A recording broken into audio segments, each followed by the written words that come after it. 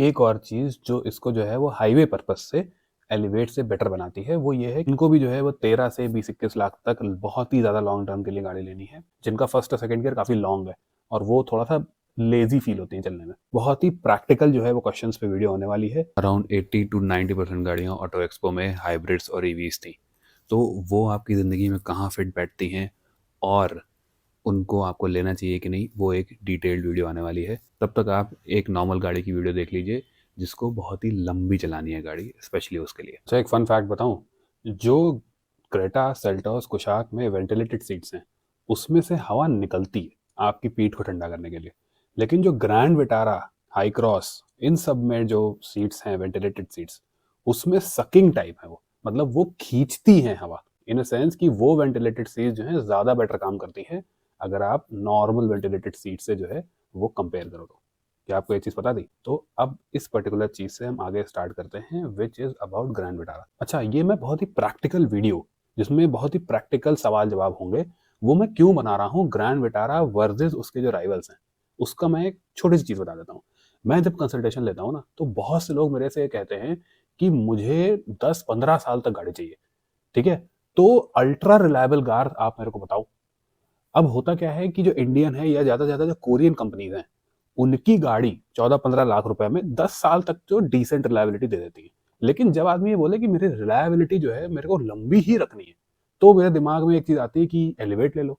लेकिन फिर वो आदमी सामने से बोलता है कि लंबी रखनी है, अब मुझे जो है वो लॉन्ग ड्राइव्स भी करनी है, तो उसमें जो है एलिवेट में 80-85 के ऊपर जो रोड नॉइज़ और ओवरऑल कैबिन इंसुलेशन वगैरह है, उसका क्या करा जाए? मतलब बहुत ही टेरेबल नहीं है, लेकिन एक एग्जांपल देता हूँ, उसके लोअर सेगमेंट की गाड़ियाँ जैसे अभी नई वाली जो अमेज है, डिज़ायर है, इनमें 100 किलोमीटर पर आवर पे जो है रोड नॉइज़ एलिवेट से कम रहती है। तो ये सोच लो, 4-5 लाख रुपए सस्ती है फिर भी। तो दिमाग में आता है कि यार कोई तो रीज़न है जिस वजह से ग्रैंड विटारा की बात नहीं करता है कोई, लेकिन वो अच्छी खासी बिकती है। ऐसा तो नहीं कि जो लोग उसको टेस्ट ड्राइव करते हैं, वो उसको ले आते हैं किसी न किसी वजह से, तो वो वजह है, मैं आज आपको बताऊँगा। मैंने जो है वो रिसेंटली ग्रैंड विटारा जो कि 80,000 चली हुई थी लगभग, वो चलाई और हाईवेज़ पे फुल्ली लोडेड चलाई। तो उससे मेरे को काफ़ी चीज़ें क्लियर हुई कि why grand Vitara make sense, और स्पेशली उन लोगों के लिए जिन लोगों को जो है वो 14-15 साल गाड़ी रखनी है और ओवरऑल सिनेरियो के इस ग्रैंड विटारा के साथ जो ये 13 से 18 लाख रुपए में जितनी गाड़ियां आती हैं, उनमें लॉन्ग टर्म के लिए जो है बहुत ही मेन टॉपिक्स और स्पेशली हाईवे ड्राइव्स भी इसमें इंक्लूड होंगी, क्योंकि मेनली जो है वो मैंने हाईवेज पे चलाया है। मेन क्वेश्चंस जो हैं आपके, वो मैं अभी आंसर करने वाला हूँ। बहुत ही प्रैक्टिकल जो है वो क्वेश्चंस पे वीडियो होने वाली है। अच्छा, मैंने इसी रिलायबिलिटी के क्वेश्चन पे जो है वो एक दूसरी वीडियो बना रखी है, वो देखना आप। उसमें जिस भी सेगमेंट में आप देखोगे तो उसकी मैंने मोस्ट रिलायबल कार्स के बारे में बात किया है। नाउ अभी हम जो है इस सेगमेंट की बात करेंगे, स्पेशली द ग्रैंड विटारा। और सबसे पहला सवाल जिस वजह से ये गाड़ी जो है वो मैंने टेस्ट करी कंपेयर टू एलिवेट, वो ये था कि इसकी ओवरऑल हाईवे पे रोड नॉइज और इंसुलेशन कैसा है। तो सबसे पहले आप रियर टायर के अराउंड जो है प्लास्टिक क्लैडिंग देख लो। ओवरऑल साउंड डेडलिंग का मटेरियल का अच्छा इस्तेमाल किया है, इस वजह से जो सारी तरीके की नॉइजेज हैं वो इसमें काफ़ी कम है। 100 किलोमीटर पर आवर पे भी जो है वो इसमें बहुत कम रोड नॉइज आ रही थी, पहली चीज़। दूसरी चीज़ ये कि और भी ज़्यादा अच्छा ये हो जाता है क्योंकि इस गाड़ी में लगभग 80,000 चले हुए अपोलो एप्ट्रा टायर्स लगे हुए थे, जिसमें थोड़े क्रैक्स पड़े हुए थे, और डिस्पाइट दैट रोड नॉइज एकदम मिनिमल थी। दूसरी चीज़ मैंने नोटिस करी वो ये कि सस्पेंशन नॉइज़ और इंजन नॉइज़ जब आप रेव करते हैं वो भी बहुत मिनिमल थी। तो जब हम ट्रैफिक में चल रहे हैं और इस तरीके से जब गड्ढे-वड्ढे आ रहे हैं तो भी जो है वो बहुत ज़्यादा बाहर से या फिर सस्पेंशन से आवाज़ नहीं आ रही। ये अच्छी खासी जो है वो साइलेंट गाड़ी है हाईवेज़ पे भी। 120 के अराउंड जो है ऑब्वियसली थोड़ा विंड नॉइज़ आने लगती है, लेकिन up to 100 kilometres per hour it is great, much better than Elevate. तो ये वाला जो पॉइंट है वो टिक हो गया, कोई इशू नहीं। अब एक और सवाल आता है लोगों का, वो ये है कि यार क्रेटा एनए हो गया, सेल्टोस हो गया, एलिवेट हो गया, इन सब में जो है वो 6 गियर आते हैं, इसमें 5 गियर आते हैं, नहीं लेंगे। हमें बताओ 5 गियर कैसे सही है। अब इस टॉपिक पे टेक्निकलिटी समझना। होता क्या है, सिक्स्थ गियर का मेन काम क्या होता है, वो ये होता है कि आपकी क्रूजिंग स्पीड में लेट से 100 किलोमीटर पर आवर पे जो है वो छठा गियर आरपीएम कम लगता है, जिस वजह से आपका एवरेज बेटर आता है। तो क्रेटा में, सेल्टोस में, एलिवेट में जो है वो 100 की स्पीड में कंपैरेटिवली ग्रैंड विटारा में 2800 आरपीएम रहता है और इन गाड़ियों में कंपैरेटिवली कम आरपीएम रहता है। लेकिन द इश्यू इज कि ये गाड़ी जो है वो 2800 आरपीएम पे 100 पे उनसे बेटर एफिशिएंसी देती है। तो एक तरीके से नल एंड वॉइड हो गया वो चीज। आपकी गाड़ी जो है ज्यादा आरपीएम पे जब एक तरीके से ज्यादा एवरेज दे रही है तो जो एफिशिएंसी वाला फैक्टर है वो इसने कवर कर लिया, पहली चीज। दूसरी चीज ये होती है कि हाँ, ज्यादा आरपीएम पे जो है वो इंजन नॉइज जो है थोड़ा सा इंजन ज्यादा स्ट्रेंड रहता है, लेकिन क्योंकि ये सब एनए काफी रिफाइंड पेट्रोल कार्स हैं तो इसमें चाहे 2300 आरपीएम पे हो गाड़ी चाहे 2800 आरपीएम पे हो, लिटरली इंजन नॉइज का कोई इशू नहीं रहता, जैसे मैंने पहले भी आपको रिफाइनमेंट में बताया था। तो इस वजह से जो है वो बहुत ही सही चलती है ये फिफ्थ गियर पे, even at 100 kilometre per our. दूसरी चीज, इससे थोड़ा फायदा ही हो जाता है। पता है कैसे? आप जो है हाईवेज पे जब चलाते हो, स्पेशली जब टू वे रोड होती है, तो कभी कभी स्लो डाउन करनी पड़ती है गाड़ी, ब्रेक मारना पड़ता है। तो जब आप ब्रेक मारोगे ये 50-55 तक आ जाएगी, तो जिन गाड़ियों में सिक्स्थ गियर होगा उसमें क्या पता आपको फिफ्थ या फोर्थ लगाना पड़े दोबारा वहां से उठाने के लिए। लेकिन इस गाड़ी में मैं पूरी भरी हुई चला रहा था, फिर भी मैंने फिफ्थ से जो है वो इसको डाउन शिफ्ट ही नहीं किया।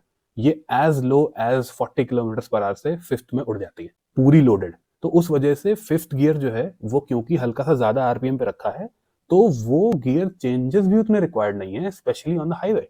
तो ये चीज उल्टा फायदा ही कर गई इस चीज को। अच्छा, इस कॉन्फ़िगरेशन एनए के साथ जो है कोई भी गाड़ी बहुत तेज तो है नहीं, लेकिन अगर इस गाड़ी से कंपेयर करो तो इसका जो 102 बीएचपी है वो दूसरी गाड़ियों के 114, 115, 120 बीएचपी से इतना फर्क भी इसलिए फील नहीं होता है अगर आप जेंटली चला रहे हो, क्योंकि इसमें जो है थोड़े से ज्यादा ही आरपीएम पे रहती है। जो जो मैक्स आरपीएम है आपका वो ज्यादा क्लोजर रहता है एक पर्टिकुलर स्पीड पे। तो ये चीजें जो है वो प्रैक्टिकल टर्म्स में उतना फील नहीं होती है कि 102 बीएचपी की है, दूसरी गाड़ी जो है वो 115 बीएचपी की है। इनफैक्ट फर्स्ट और सेकंड गियर मेरे को लिटरली सेल्टॉस और क्रेटा मैंने एनए चलाई हुई है, इसका ज्यादा पावरफुल लगा।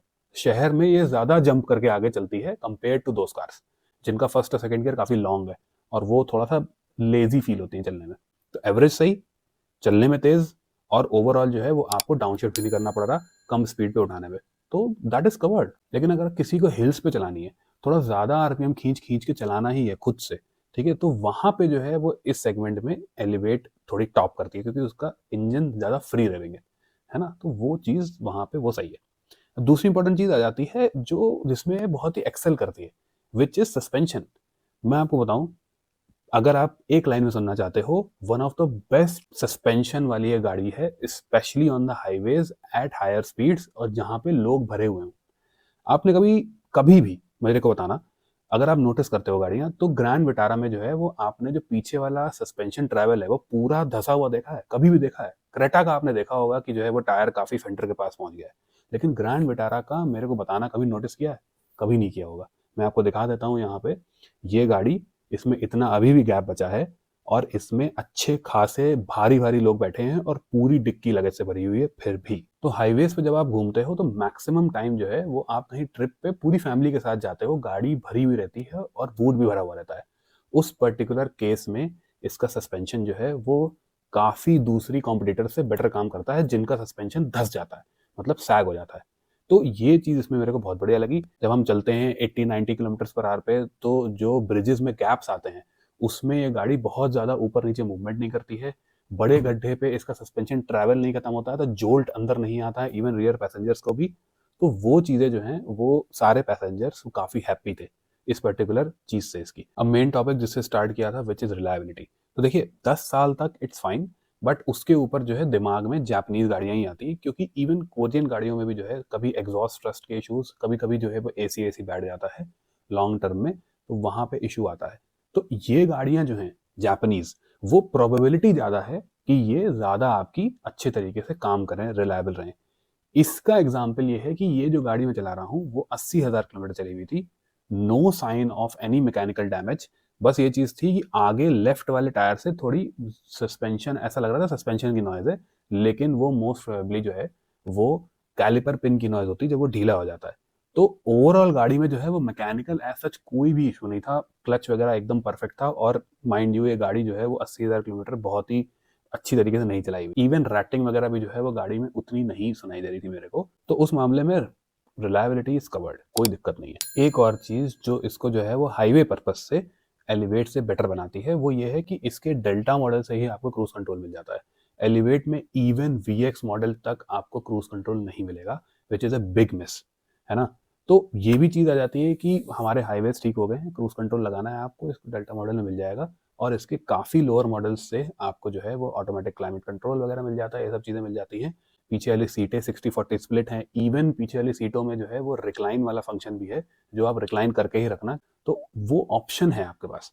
अब मैं उन चीज़ों के बारे में बात कर लेता हूँ जो कंपटीशन से इसकी जो है वो बेटर नहीं है, थोड़ी सी कंपटीशन से पीछे हैं वो चीज़ें, लेकिन फिर भी उतनी खराब नहीं है जितना आपको जो बहुत बड़ा डील ब्रेकर हो जाए, लेकिन आपको पता होनी चाहिए। तो उसमें सबसे पहली चीज़ आ जाती है बॉडी रोल। हाईवेज पे जो है वो कोई भी गाड़ी इन पर्टिकुलर सेगमेंट से बहुत ज़्यादा इनक्रेडिबल कम बॉडी रोल वाली नहीं है, लेकिन उनमें से इसमें जो है वो थोड़ा सा बॉडी रोल है क्योंकि सस्पेंशन ट्रैवल ज़्यादा है। लेकिन मैकेनिकल ग्रिप जो है गाड़ी की, मतलब आप जब जो है इमरजेंसी सिचुएशन में भी एकदम से मोड़ोगे तो फ्रंट एंड ऐसा नहीं होगा कि आपका ग्रिप छोड़ देगा, ठीक है। तो mechanical grip despite body roll जो है वो अच्छा है गाड़ी का, ग्लोबल सी प्लेटफॉर्म का अच्छा ही रहता है। दूसरी चीज आ गई कि स्टीयरिंग का कनेक्ट।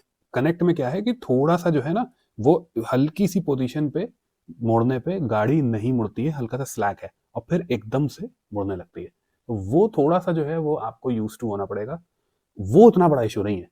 जो बड़ा इशू है compare to Creta and Elevate वो ये है कि स्लो स्पीड्स में इसका जो स्टेयरिंग है वो दूसरी मारुतिस की तरह ही जो है थोड़ा हार्ड हो जाता है उल्टा।